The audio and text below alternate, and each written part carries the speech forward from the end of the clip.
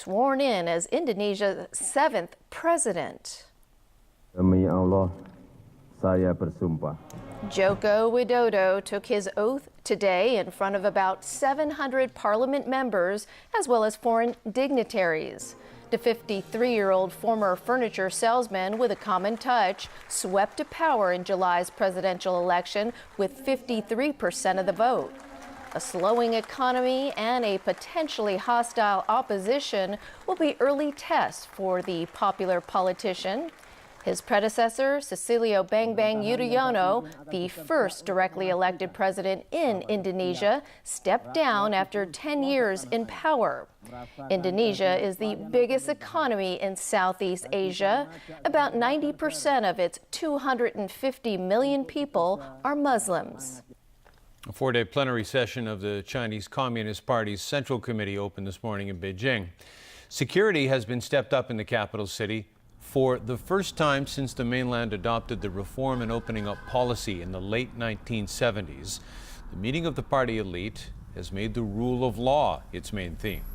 It's expected that at this plenum, the Central Committee will also endorse earlier decisions to strip 5 members and alternate members of their duties. Sweden says it has credible sightings of what appears to be a mysterious vessel stalking its coastal waters. Speculation is mounting that Russia's Navy could be involved. James Aiken has more on Sweden's hunt for Russians in October. The single grainy photo released yesterday by Sweden's military appears to show a mysterious craft surrounded by ripples of white water. The witness who took the photo in Stockholm's archipelago, less than 50 kilometers from the capital, said the vessel then submerged. It's one of 3 sightings that the military says are credible reports.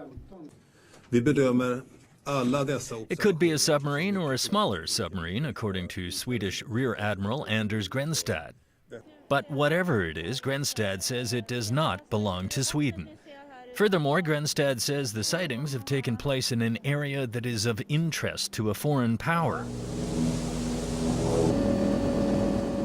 Amid media reports of intercepted Russian radio transmissions, the armed forces on Friday launched a massive search for what has been labeled foreign underwater activity.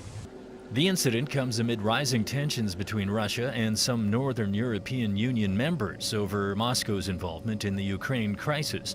Those countries have been on edge about Russia's military ambitions since Moscow annexed Crimea. Last month, Sweden accused Russia of a serious intrusion when 2 of its warplanes entered its airspace. The Russian Defense Ministry says its Navy ships and submarines are fulfilling their duties in the world's ocean waters, according to plan. For the Swedes, the high seas drama has reawakened memories of the Cold War, when Sweden routinely searched for suspected Soviet submarines along its coast. In 1981, a Soviet nuclear submarine was caught stranded off Sweden's southeastern coast, not far from a major naval base. The incident led to an 11-day diplomatic standoff and sparked intense suspicion about the scale and motives of Moscow's incursions. James Aiken, TVB News. Fighting has eased in the Syrian border town of Kobani after weeks of fierce battles between Kurdish defenders and Islamic State militants. The U.S. military carried out airdrops of arms and medical supplies to the Syrian Kurds on Sunday.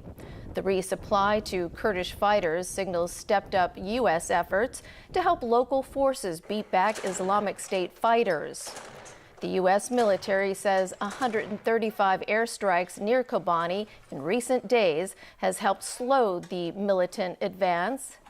Meanwhile, Turkey's foreign ministry said today it has begun helping Iraqi Kurdish fighters get to Kobani to help repel the militants.